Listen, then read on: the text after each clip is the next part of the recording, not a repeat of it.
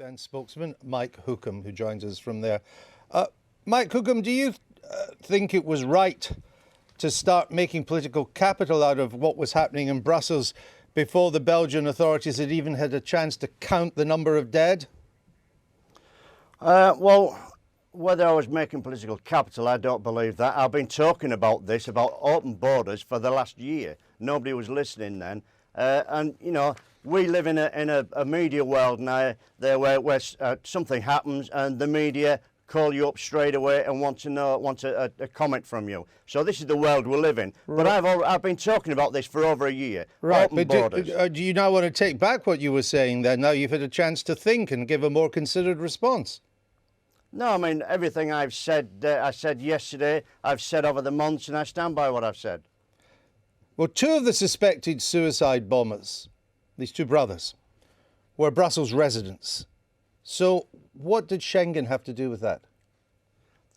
These people, the ones that was arrested last week and the ones that carried out this attack yesterday, seem to have had free range of moving about quite freely through Europe with open borders. It seems to have been across to Syria on several occasions to be trained. You know, and anybody who thinks open borders isn't a part of this is naive and quite dangerous. But if they had Belgian passports, they would be able to move between European countries regardless of Schengen, correct? Well, these people, I mean, I've extensively worked over in Calais last year and this year as well, and passports are quite easily gained. You know, they can swap and change their identity within minutes. So whatever passport they was using, and they was probably using false passports, and they're easily gained. Well, it's certainly true that we know one of the people who was arrested with Abdel Salam did come in a fake Syrian passport into the EU. But even if we were outside the EU, wouldn't we still face that problem? We would still have to be alert to the possibility of fake Syrian passports or fake European passports. And we can't always be sure that we will be. There are some very sophisticated fakes around these days. Yeah, but if we had our own sovereignty and our own borders, we controlled our own borders, we can check who's coming in and who's going out. But if they've got a Syrian passport... With Interpol, if they've got a Syrian passport... we can talk with Interpol and other agencies and gain intelligence. I mean, it's quite frightening that one of the German defence ministers has said nearly 50% of the member states don't pass intelligence. All right. What do you say to that, Rachel Reeves? Well, we're not part of the Schengen Agreement, so we do control our borders. So no, not for people with European passports. Well, but we're not part of Schengen, so we do. No, but if you have a European passport, you are, by free movement rules, allowed to come to this country to visit at the very least. But your passport's checked when you come into the country. You can't just cross the border without any checks. So sure, but that would be true whether we were in or out.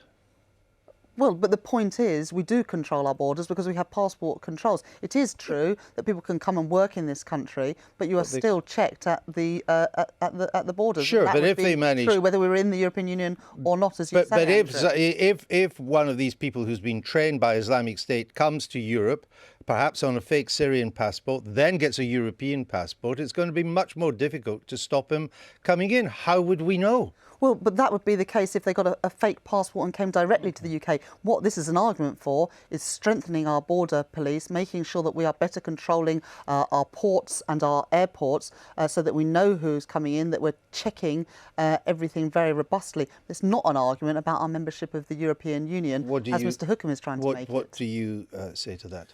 Well, actually, I agree with Rachel. I think that one of the problems with the argument that UKIP made, apart from the crassness of the timing of what they said yesterday, which I think at a time where people I've asked I think was just disgraceful. But I think actually, if you look at it, the reality is, if somebody has got a fake passport, the challenge of dealing with that is the same whether you're in or out of the European Union. And actually, the fact that we've got an involvement with that intelligence operation, we're able to share that information across Europe, I think is actually a strength to our What intelligence are we sharing?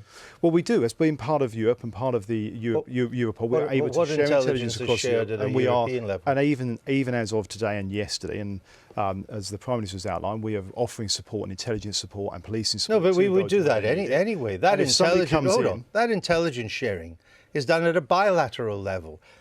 Brussels intelligence shares with our intelligence services. We share with French intelligence services. That's Absolutely, not an EU process. No, that's a but that's- bilateral arrangement, and surely that would continue in or out of the EU. No, but my point Wouldn't is, it could do. But obviously, if we pull out of Why the EU, wouldn't it? well, because we'd have to. A part of our renegotiation will be some of these countries might want to change the agreement because we're no longer Why would they trading not? partner with Why them as would they part of stop that. sharing intelligence that could save lives on both sides of the channel? We have far closer sharing with the United States and with Canada. And last time I looked, we weren't a member of the United States or Canada. And this is backing up the point around yes. That's not. I understand that, but that's not intelligence. But that's No, also but that backing is up the a way point about that what the point that Ms bringing Hookem is making criminals- doesn't stack up. The reality is that you have to have a passport. We have a control of our own borders because we're not part of Schengen, and therefore the argument that he's making around these, the ability of somebody to come into this country because we're part of Europe, is a false statement. We're running out of time, but we haven't got control in the sense that if someone presents an EU passport at our borders and we regard it as kosher, as a bona fide passport, you can't stop them coming in. But that's the same whether That's the they're in same the with European anywhere. Union or not. Yeah.